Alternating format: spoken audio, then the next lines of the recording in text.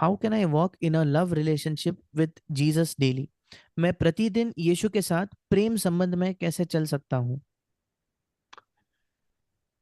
Yeah, I think through I'll say three things: meditating on God's word often, और मैं तीन चीजें कहूंगा। एक तो है परमेश्वर के वचन पर बार बार मनन करना। keeping an attitude of prayer at all times, हर समय प्रार्थना का एक रवैया संजोए रखना। and third, obeying everything that God speaks. और तीसरा, जो भी परमेश्वर कहता है उसकी आज्ञा मानना। See, God's word is, I think of it, it's like a love letter that He's written to us. और मैं परमेश्वर के वचन के बारे में सोचता हूँ कि वो एक प्रेम पत्र है जो परमेश्वर ने हमारे प्रति लिखा Imagine है। that a husband and wife were far away from each other. One is working far away, but he writes letters every day to his wife.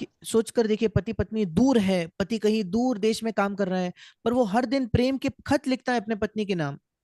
How is this wife going to remain in a love relationship with her husband who lives far away? फिर ये पत्नी अपने पति के प्रति प्रेम में कैसे बनी रह सकती है जो पति उससे काफी He'll दूर say, रहता है? he'll say, I'm writing you a letter today. Read it. और वो पति कहेगा कि देखो, मैंने तुम्हें एक चिट्ठी लिखी, एक खत लिखा है, उसे पढ़ो।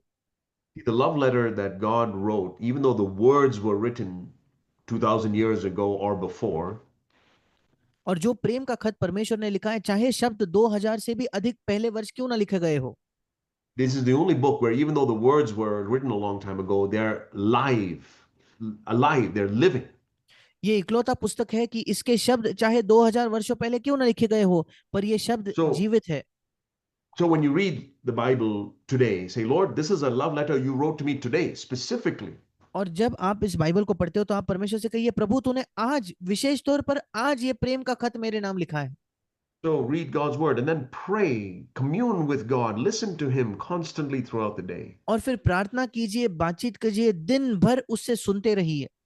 Especially listening to God throughout the day. विशेषकर सुनना, दिन भर परमेश्वर को सुनना। And thirdly, Jesus said, if you love me, keep my commandments. तीसरी बात जो यीशु ने कही, अगर तुम मुझसे प्रेम करते हो तो मेरी आज्ञाओं को मानो। As you read God's word and pray to Him regularly, the Holy Spirit will be faithful to convict you about sin in your life. जैसे आप बाइबल को निरंतर पढ़ते हो और प्रार्थना करते हो तो पवित्र आत्मा आपको कायल करेगा, एहसास दिलाएगा आपके जीवन में जो पाप है उसके विषय में। You must be faithful to obey that. आपको Then you विश्वास show your love for God. आपको विश्वास योग्य होना है उसकी आज्ञा मानने में, और फिर आप परमेश्वर के प्रति अपने प्रेम में बढ़ पाओगे।